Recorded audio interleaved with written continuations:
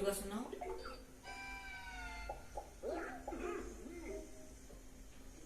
আরে আমার যাওয়ার কি খুব বেশি দরকার আছে? এবার চুপচাপ যাবে কিনা? আচ্ছা যাচ্ছি যাচ্ছি বাবা।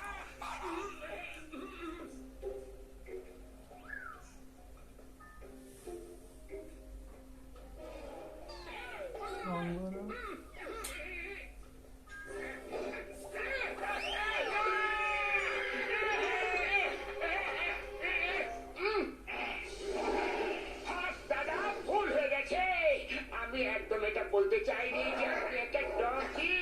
আপনি তো রয়্যাল কিংয়ের একমাত্র রয়্যাল হর্স। পিলসু আপনার অনুমতি ছাড়া আপনার উপরে বসতে পারে না। সরি হর্স দাদা, এবার রাগ ছেড়ে ফেলো আর রাজি হয়ে যাও। আরে দাদা ভাই, আপনি তো হলেন রয়্যাল হর্স, তাহলে আপনার উপরে আমরা কিভাবে বসতে পারি? কিন্তু আমার বন্ধু খুশিটা 20 বছর জেলে থাকবে। 20 বছর। আর ওর এত বছর জেলে থাকার একদম অভ্যেস নেই। আর এমনিতেও আমরা ওকে ওখানে ফাঁসিয়ে দিয়ে এসেছি। প্লিজ দয়া করো আর রাগ করো না, প্লিজ। লোকটা খুব একটা খারাপ বলে মনে হচ্ছে না, সরল, একদম সাদা সিধে।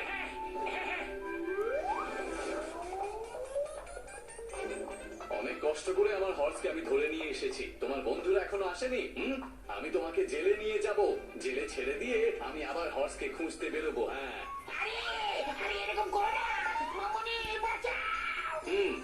ওদের তো কোথাও দেখতে পাচ্ছি না। মনে হচ্ছে তোমাকে এখানে ফেলে রেখে পালিয়ে গেছে।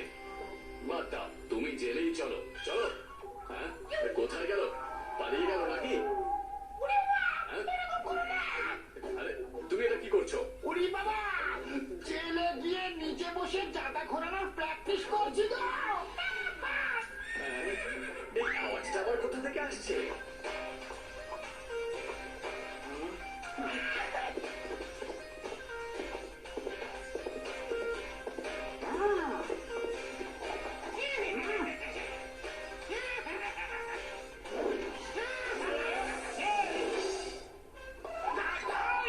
আমরা কখন আমাদের বন্ধুদের ছেড়ে পালিয়ে যাই না, আর যেটা প্রদর্শিত করি সেটা পালনও করি। এই নাও তোমার রয়্যাল হর্স। আর হ্যাঁ, আমি বুঝে গেছি, সব কাজে কোনো না কোনো বাধা অবশ্যই থাকে। অদ্ভুত ব্যাপার, ও আপনাকে নিজের উপরে কেন বসতে দিল?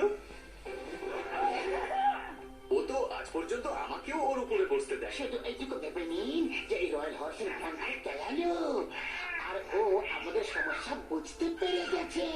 থ্যাংক ইউ হর্স দাদা।